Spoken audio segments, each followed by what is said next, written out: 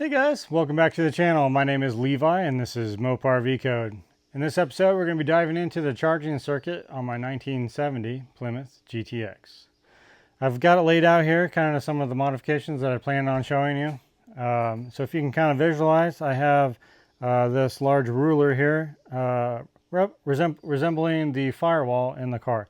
So everything on this side is on the engine side, everything on this side is underneath the dash. So on the firewall or the engine side, I have the original engine harness here. This original engine harness connects right to the bulkhead connector on the firewall, feeding into the car. On the other end here, we have an eyelet connected to a 12 gauge, possibly a 14 gauge wire. This is coming off the alternator itself. So this wire specifically is one that we're going to be replacing with this heavy duty 6 gauge wire. And I should also say that I got these wires from Battery Cables USA. They sent this stuff out extremely fast. They custom cut it, put the ends on, and put the heat shrink on there as well. So I'm really happy with this. Is a UL listed battery cable. It is not a marine cable, so it's not tinned or anything, but it is a pure copper wire, and it is fairly flexible, so I really like it. Anyway, so we'll replace that wire. We'll rewrap it with the correct 3/4 inch non-adhesive. It's kind of like a black tape, but it's not. It's a PVC tape is what it's called. So we'll rewrap it so it'll look OEM. On this end, we'll be removing the wire from the bulkhead connector, as we won't be running it through the bulkhead connector no longer. Instead, we'll be mounting a through stud on the firewall itself. So this 6 gauge wire is going to come off of our alternator, hit this terminal post on the engine side, feed through the firewall, and then we're going to downsize our cable to an 8 gauge wire, where this cable will feed into our amp meter underneath the dash right to the gauge cluster. So we'll have an 8 gauge feeding it, and then on the other side of the amp meter, we'll be coming back off of it with another 8 gauge wire, feeding back through the firewall, not through the bulkhead connector, but through a separate grommet. Once we get it passed through the firewall, this is where we're going to install our fusible link. Fusible link needs to be 4 times under the size of wire that you're running. In this case, we're running a 12 gauge wire. This wire is going to be attached to our 8 gauge red wire here, and then fed right to the starter relay terminal. So basically that is our charging circuit that will be charging our battery. So we have right from the alternator, through the firewall, through the terminal, through the amp meter, and then back to the starter relay. So that supplies our charging path to our alternator, to our battery, excuse me. Once we have that loop assorted, we will be rerouting the power feed for the dash supply. What I mean by that is the splice 1 connection. I have a diagram, and I'll put it up here for you guys. You can follow along. On the splice 1 connection, the factory bulkhead wire and the stock amp meter wire that originally went to the stock amp meter, they will be attached to this red wire. This red wire is a 10 gauge wire. So this would be my splice 1, where you'll take off the 2 wires, one from the ammeter, one from the bulkhead connector, and they'll be tied to this 10 gauge wire. This 10 gauge wire runs through the firewall, through this grommet, and then it will get attached to the terminal stud. Here it's a 5/16 terminal stud. We'll be reusing the original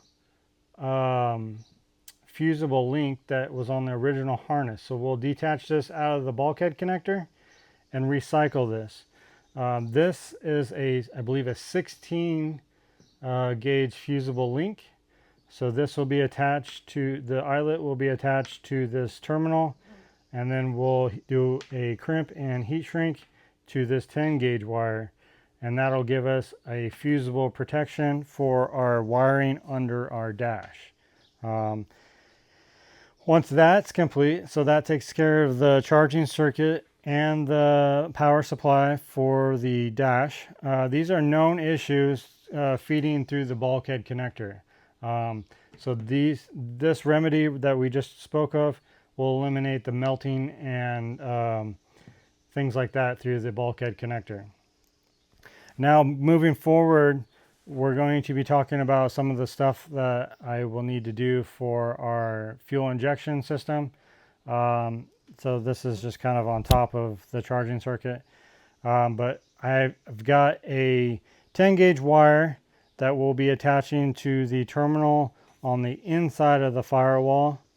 That will be powering my little fuse box that I bought here. This is a 2 relay, and I believe it's let's see, 1, 2, 3, 4, 5, 6 fusible positions on this little box. This is a pretty handy little box. I plan on running my fuel pump relay, and then also I've got several spots here that I can add fuses. I plan on adding a fuse for my fuel injection system itself and the fuse for the fuel pump itself. Eventually a radio upgrade. I'll have plenty of space for other upgrades as well. Then this will be mounted up underneath the dash to kind of try to conceal as much as possible. That's what I'm trying to go for here. I want to try to retain as much OEM look as I possibly can. So everything that will be added here will be wrapped with this PVC non-adhesive tape to try to retain that look. Once we have the wiring portion of the project done, I do have another thing I want to try to address.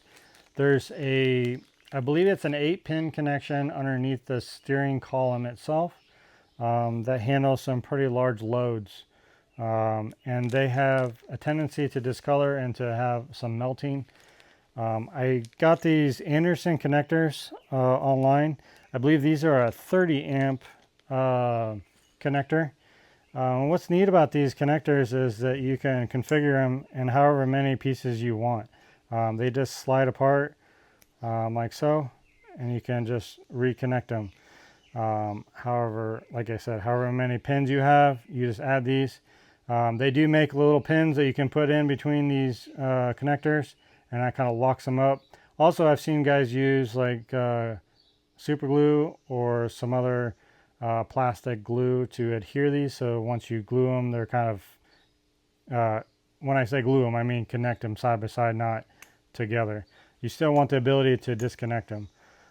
So that is something else that I want to do, is try to address that issue while we're underneath the dash. One other thing we need to do, or a couple other things, we have a new Mopar voltage regulator. Long story short, these are a solid state voltage regulator. The original ones were a mechanical, so the internals function differently. So make sure you get you a good solid state voltage regulator. You don't want to melt down on your hands. On the alternator as well, on the Tough Stuff alternator, they require you to add a additional ground cable from the alternator, preferably to the block. So that's what I made up here, a little tiny, this is a 10 gauge wire. So we have an eyelet for a bolt to mount right to, there's a spot right on the head, an extra accessory bolt that I plan on utilizing that threaded hole, putting a bolt through it, and then same thing on the alternator. It has a stud that's already ready to go with a nut. So this will be pretty easy to set that up. So that's kind of the general overview of this episode. I'll try to speed through it as fast as I can, but it's a lot to go over. And like I said, I'll have this diagram up from time to time, and then also I'll link it down below if you all want to utilize it for your project that you might have. So with that being said, let's get to it.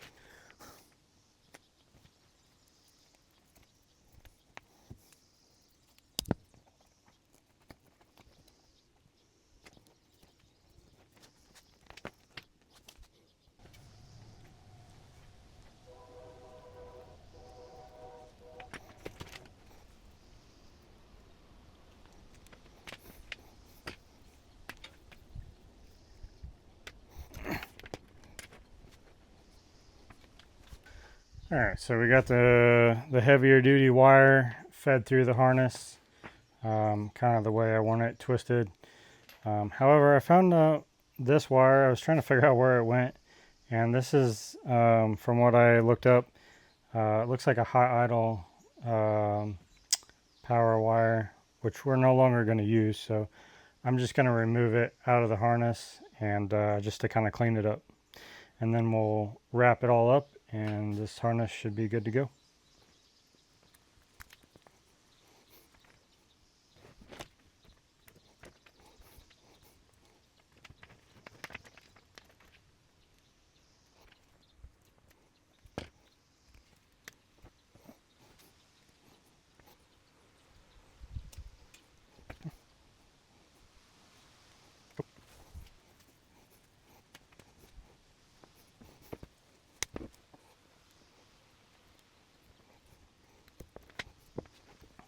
Okay, so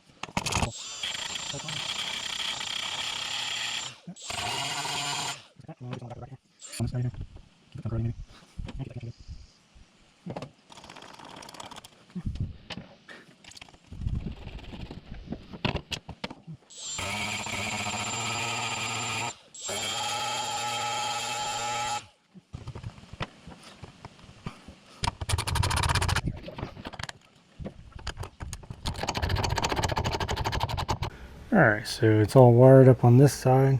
I did go ahead and add that ground wire to the block down there. You can see it right there. And that just gets mounted to this stud right here. Other than that, that went pretty good. Routed that big wire around back. And you can see I kind of have this area highlighted over here. So right now, I have this eye on this big cable, kind of like right in here. That's right below that starter relay. So that's kind of where I'm thinking I'm going to mount this terminal stud. Put it down there, kind of down and out of sight. And then, so in order to do that, I think I'm going to pull the steering column out of the car. It doesn't look like it's going to be too big of a deal.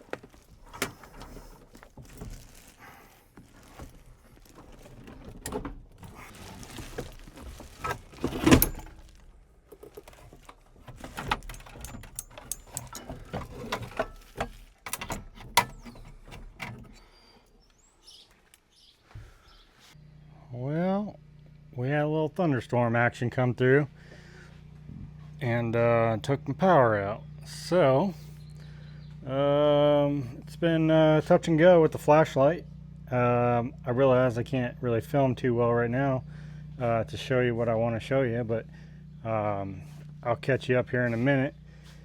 But I've gone ahead and put the holes in the firewall, and I've got the bulk connector, firewall bulkhead connector out of the firewall, and I'm kind of sorting through some of the wiring, and got that untaped. But I'll catch you up here in a few minutes, hopefully when it comes back on. Alright guys, well, we got some power back. Woohoo! But yeah, so I ended up drilling 2 holes, one down low, and this is, like I said before, this is the original tack wire location. So there was just like a little dimple here, kind of like this. I drilled that out, and then I got this grommet, I think off eBay or something, but it looks OEM enough. The bottom hole is going to be for this pass-through stud terminal. So it's going to kind of go like that, and then we'll mount the relay mechanism just right below it, and I think that's kind of going to be the cleanest way I can make that look. I've gone ahead and pulled the whole cluster assembly out of the dash, unwrapped the harness from the bulk connector, and kind of brought it up here to rewrap. But I had to pull the wire, the old wiring out that went to the ammeter. So this is the red wire that actually was coming out of the bulk connector here. And then we have the black wire that also ran to the bulk connector. And so this is what is called splice 1. It's the first big splice in the harness, and so you'll have one wire that goes to the steering column connector. The other wire goes to the bulk connector, and then the other wire coming out of that splice goes to the ammeter. So we're going to remove both of these original wires out of the ammeter and hook up our 2 number 8 gauge wires to those terminals right there. Alright, so let's address this splice 1. I think I'm going to opt just to cut them off and do one clean splice versus connecting 2 of these together and creating another splice. So this wire is going to go through the firewall, out, and then connect to that through terminal with a fusible link. So that's what's going to go to this connection here. And then I've got some grippers here. We'll go for the number 10. I think second hole. Yeah. Second hole.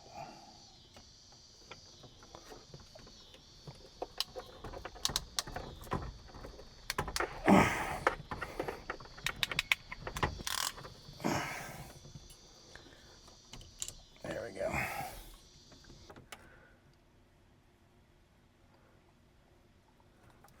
Alright, so just got a little flux in there.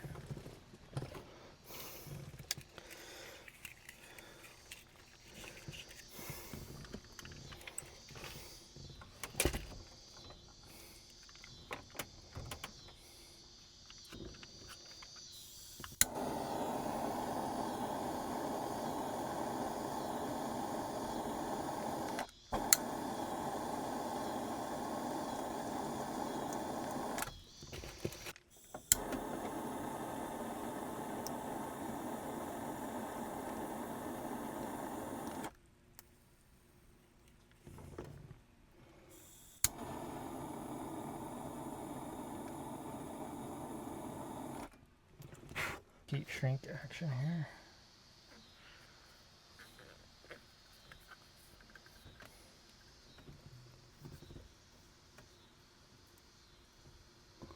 Alright, let's just go for it.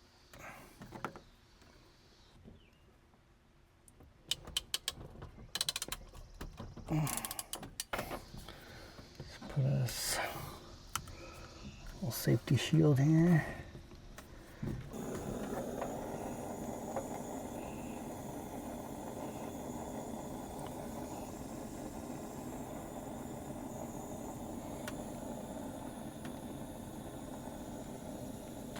Okay. So we're just gonna use some regular electrical tape to kind of just bind these, some of these bundles together before we wrap them. I found that it kind of helps hold everything together a little bit better.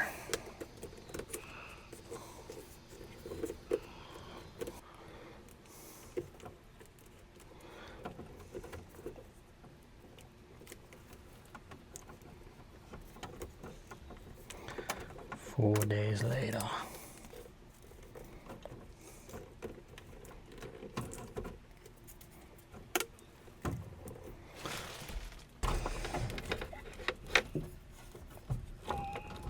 Okay.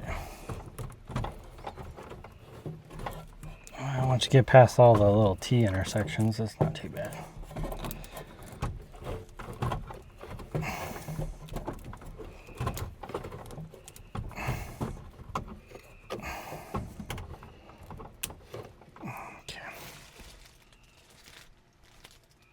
Alright, she's all wrapped up and ready to kind of shove the bolt connector back down in there and kind of feed some of these wires through.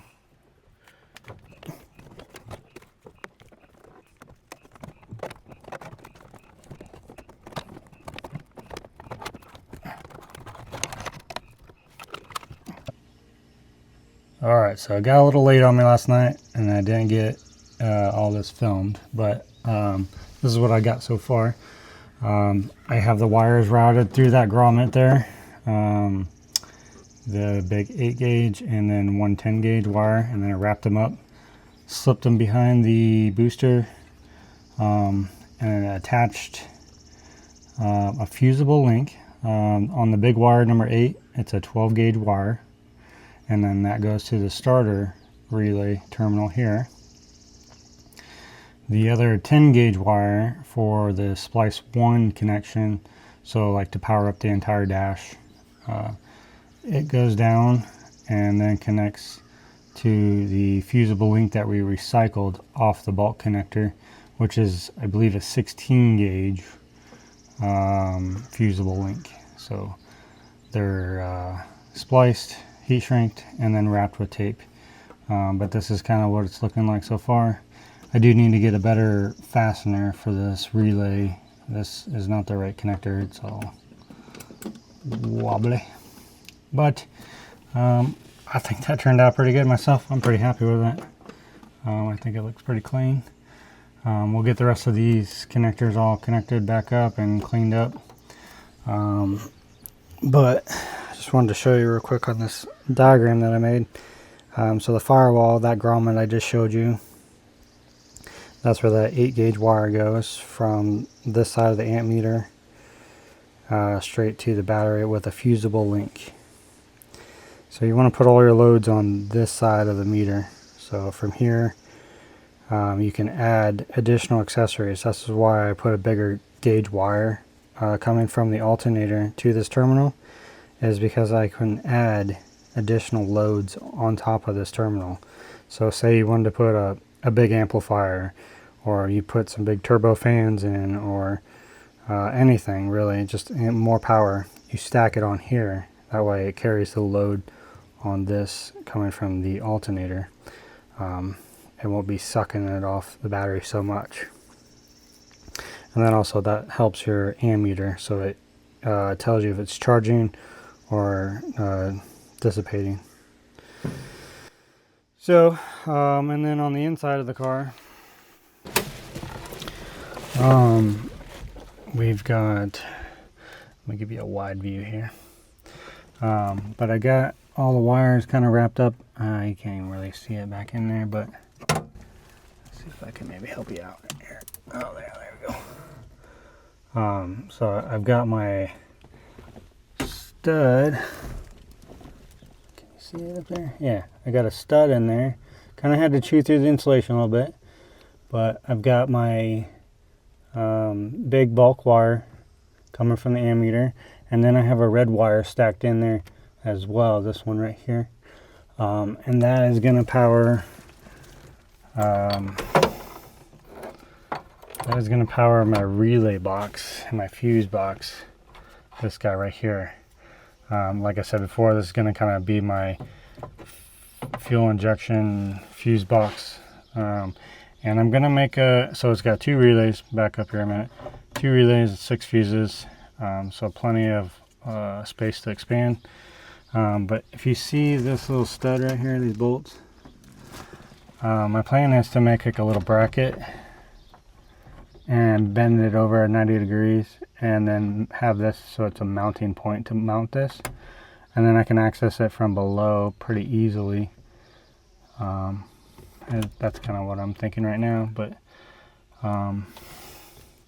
yeah, we'll make that bracket up and then try to get that mounted in there, and get that plumbed up, get it wired up while I have the dash out, because I think it's going to be a lot easier going forward.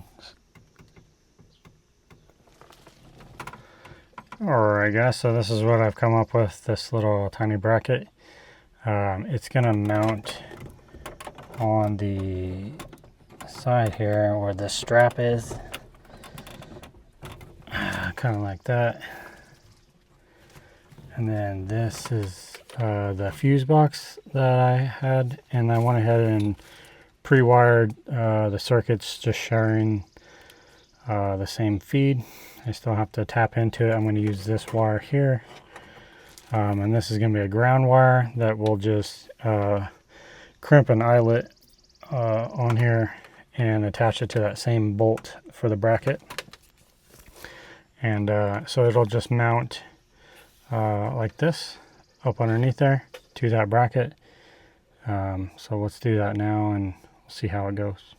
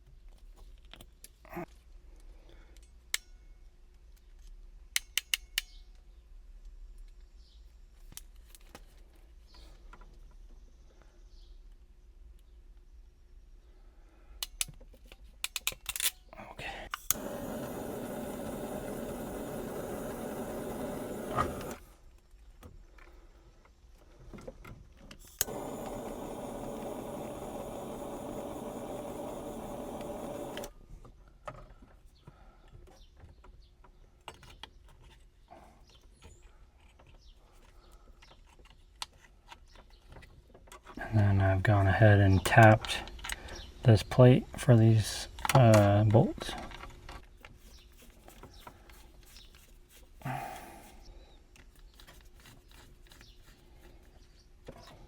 Just like that. I'll put this bolt in here.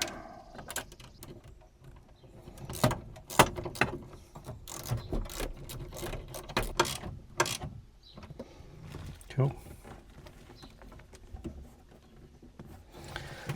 So that's how that looks. It's going to be pretty sweet, because you can still get to everything from underneath the bottom there. So awesome. All right, so we just want to kind of take note. We're only doing the one plug with the heavier duty wires. That's for the ignition. And so I just want to write down the order of the colors, and then that way when we put it back together or build our own connector, we get it right. All right, and then we'll just start snipping them off here. I don't see any reason why we should try to save the connector. So.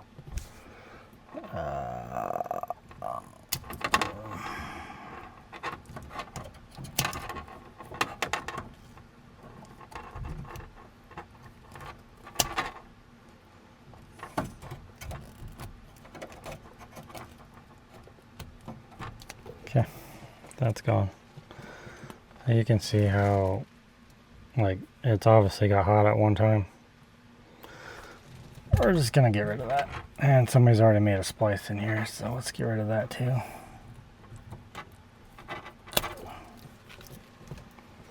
Alright, so we're just gonna want these all kind of about the same length. So let's make that happen. Let's see.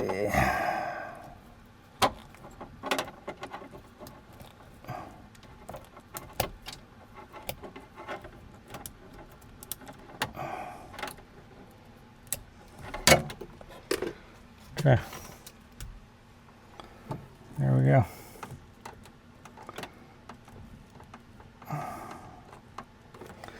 Now, I guess I should have probably left a space for the red, but I guess we didn't really even need to write them down. We got the old wiring schematic right there.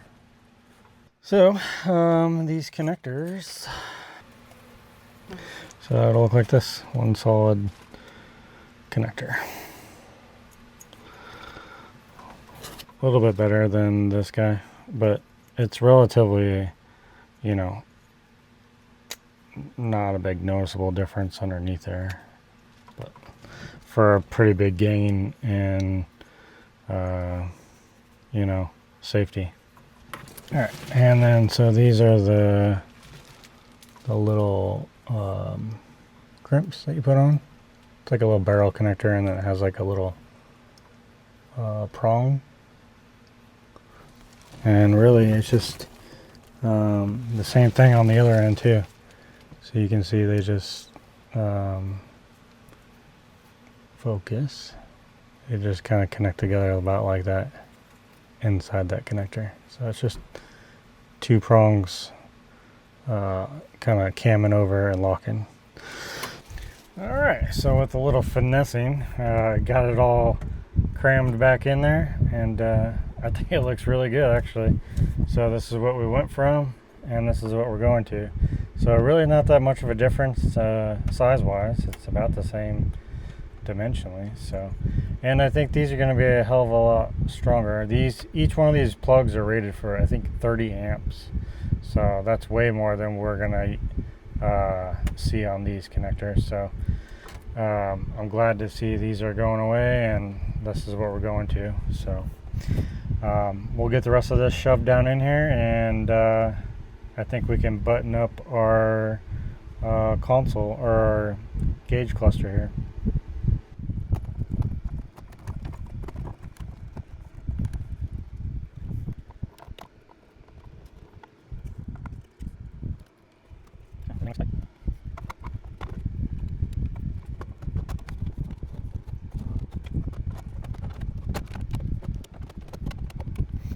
Alright guys, well hey, I think that's going to do it for this one. That gives you a pretty good idea of how I'm rerouting my wiring on my vehicle.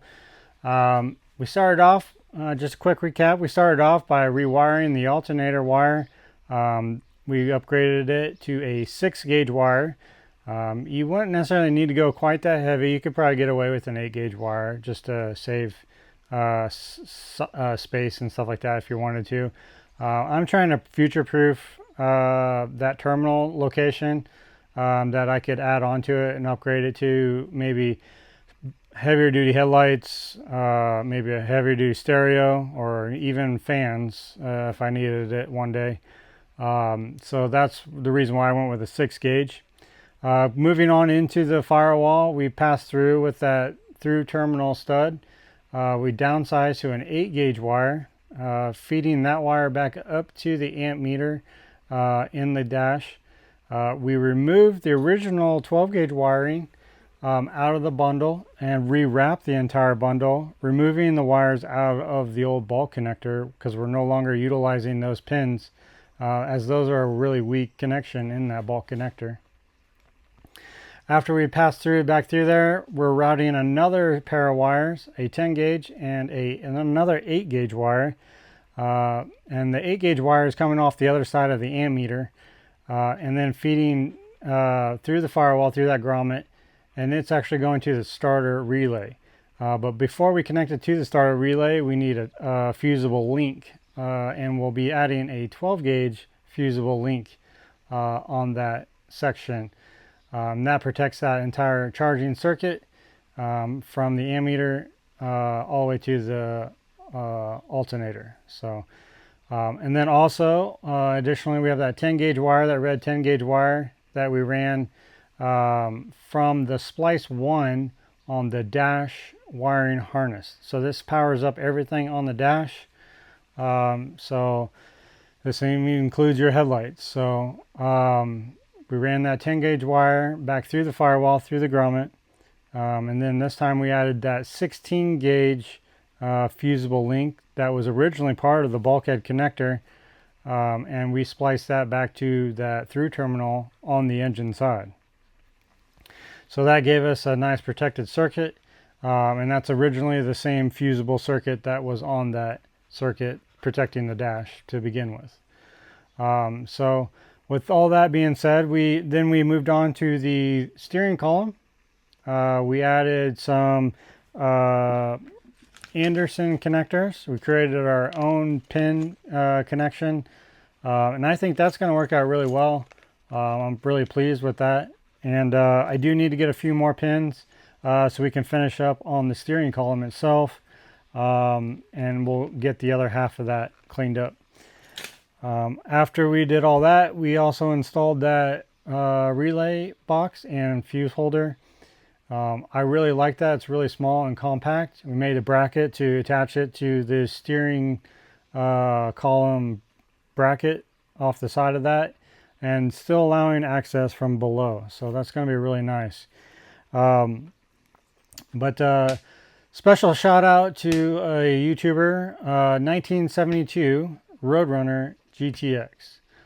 This gentleman's put out some pretty good content on this very subject. So if you'd like to check out his channel, I'll leave his information down below. Also, I will share this diagram that I've created. It was pretty beneficial to start with that gentleman that I just referenced. He has a few diagrams. So I kind of used some of his, and then I kind of modified it to make how I believe mine should be set up. So but yeah, anyway guys, thanks for watching, and we'll see you on the next one.